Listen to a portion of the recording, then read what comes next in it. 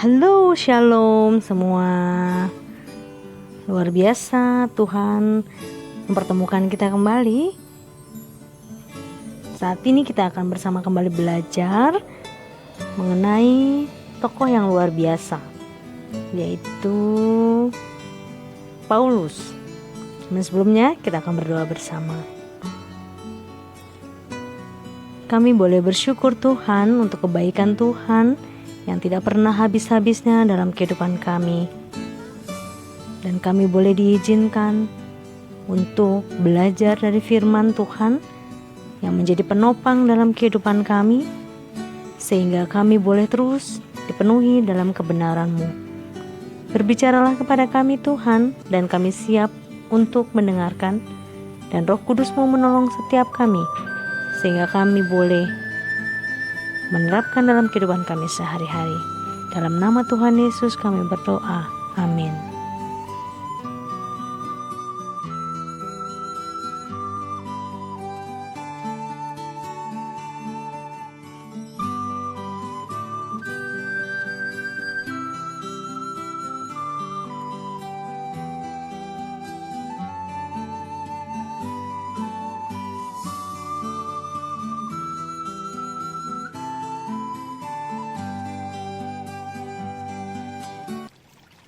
Saudara yang terkasih, pasti di antara kita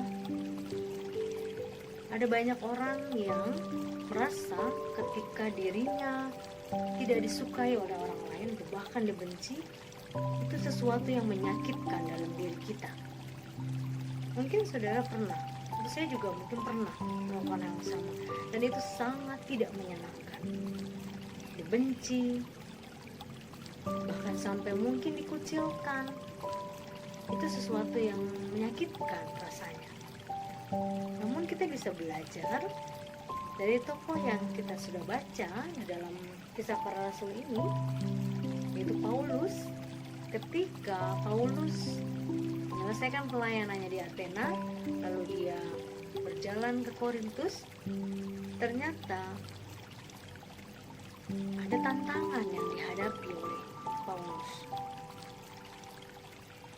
Ketika dia terus berusaha meyakinkan banyak orang bahwa Yesus adalah Mesias, dalam pengajaran yang dia berikan ternyata tidak sedikit orang-orang yang menolak pengajaran itu.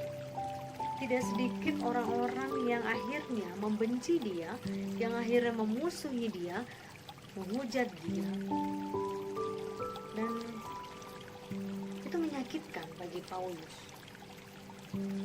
Namun ketika dia mengalami perasaan itu, tertekan, krisis, mungkin juga ancaman-ancaman yang terjadi, ada sepasang suami istri pada saat itu. Dia adalah Aquila dan Priscilla. Pasangan suami istri ini memiliki profesi yang sama seperti Paulus. Seperti kita ketahui, Paulus itu adalah seorang pembuat tenda.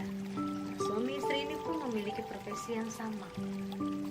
Dan tenda ini digunakan sebagai salah satu sarana untuk mereka beribadah. Jadi, kita bisa melihat bahwa Aquila dan Priscilla ini juga dipakai Tuhan untuk melayani banyak orang, untuk melayani pekerjaan Injil juga, sama seperti Paulus. Nah, ketika Paulus melihat itu, ada kekuatan baru di dalam hatinya. Ada kekuatan, ada semangat ketika dia melihat, oh, saya tidak sendirian. Ada saudara seiman yang menolong saya. Dan ternyata tidak hanya berhenti sampai di situ. Dia juga bertemu dengan Titius. Ya, orang pelayanan juga sama seperti yang dilakukan oleh Paulus ini. Dan mereka bersatu melakukan pelayanan, akhirnya dengan sukacita. Kita bisa melihat ada banyak orang-orang yang memperhatikan Paulus di situ. Kita bisa melihat ada banyak orang-orang ketika Paulus mengalami tekanan itu, ada yang menghibur dia, ada yang menguatkan dia, ada yang memelihara dia. Dan itu sesuai dalam firman Tuhan yang tertulis dalam ayat yang ke-9 dan ke-10. Teruslah, semangatlah, terus maju dalam pekerjaan Tuhan, karena Tuhan akan akan memelihara. Tidak ada satu orang pun yang bisa menjamah. Kita amini itu ya. Dan firman Tuhan itu menguatkan Paulus sehingga dia terus melakukan pelayanan. Lalu apa, saudara, yang ingin diajarkan oleh Paulus kepada kita semua? Hal yang pertama adalah bahwa di dalam pelayanan tidak akan pernah lepas yang disebut dengan tantangan. Akan ada banyak sekali tantangan yang kita hadapi. Salah satunya ketika kita tidak diterima, ketika kita dibenci oleh orang lain, ketika kita harus dimusuhi karena pelayanan yang kita lakukan. Namun saudara tidak perlu khawatir, tidak perlu takut. Tuhan Yesus memberikan keyakinan kepada kita semua bahwa Dia akan menjaga setiap kita, memelihara setiap kita, memagari kita dengan kuasa-Nya, memagari kita dengan perlindungannya yang hebat. Jangan takut, jangan khawatir, jangan gentar. Tantangan pasti akan ada, namun kita bisa melewatinya, kita bisa menghadapinya. Dan hal yang kedua, saudara, kita diciptakan sebagai makhluk sosial. Apa artinya? Kita tidak bisa sendiri. Kita perlu orang lain. Kita tidak bisa berkata bahwa kita hebat. Kita tidak bisa berkata bahwa oh saya mampu mengerjakan ini semua sendiri. Oh saya bisa. Itu hal yang kecil. Saya bisa lakukan semua. Saya nggak perlu orang lain. Saya tidak butuh orang lain. Tidak bisa, saudara. Kita melihat di sini bahwa sebuah pelayanan yang indah itu adalah dibangun dari satu kerjasama, dibangun dengan satu kesatuan hati, saling menolong, saling menopang, saling menguatkan. Ada banyak saudara-saudara seiman di sekeliling kita yang Tuhan juga pakai sebagai penolong buat kita semua, sehingga kita bisa bekerja sama dengan baik. Kita memiliki satu tujuan, yaitu memenangkan banyak jiwa, mengenal Yesus sebagai juru selamat kita. Saudara yang terkasih, ketika kita dipercayakan pelayanan kita bisa bekerja bersama dengan orang lain, atau bahkan kita bisa menjadi penolong bagi orang lain. Saya ingin mengajak kita semua untuk melihat cuplikan cerita berikut ini. Mari kita saksikan.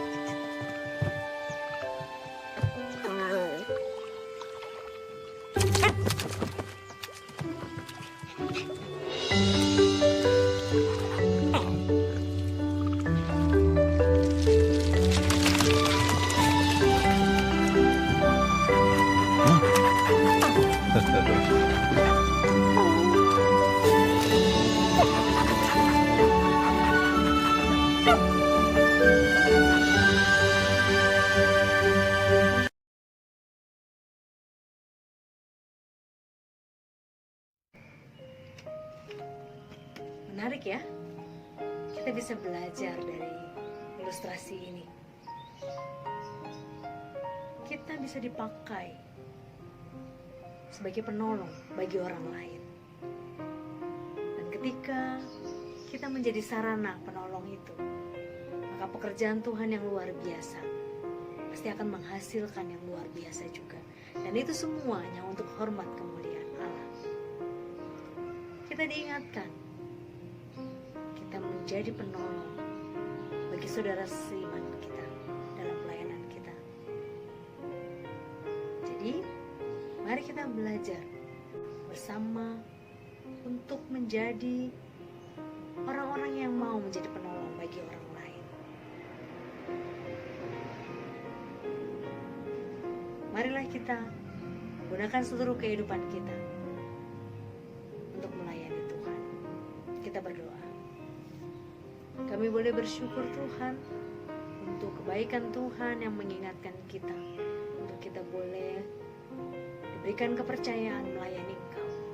Biarlah Tuhan kami boleh belajar untuk menjadi penolong bagi saudara-saudara seiman kami. Dan kami mau melayani Engkau sampai Engkau menjemput kami. Kami boleh belajar untuk setia Tuhan dalam setiap perkara yang Tuhan berikan. Terima kasih Tuhan, inilah hidup kami. Pakailah kami sesuai dengan rencana dan kehendak Tuhan, sehingga banyak jiwa-jiwa boleh dibenangkan dan mengenal Engkau.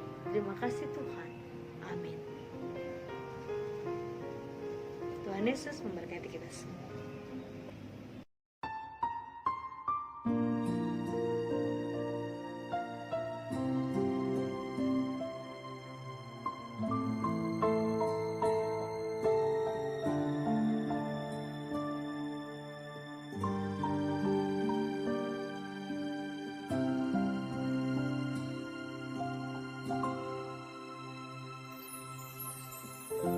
Tetapi apa yang dahulu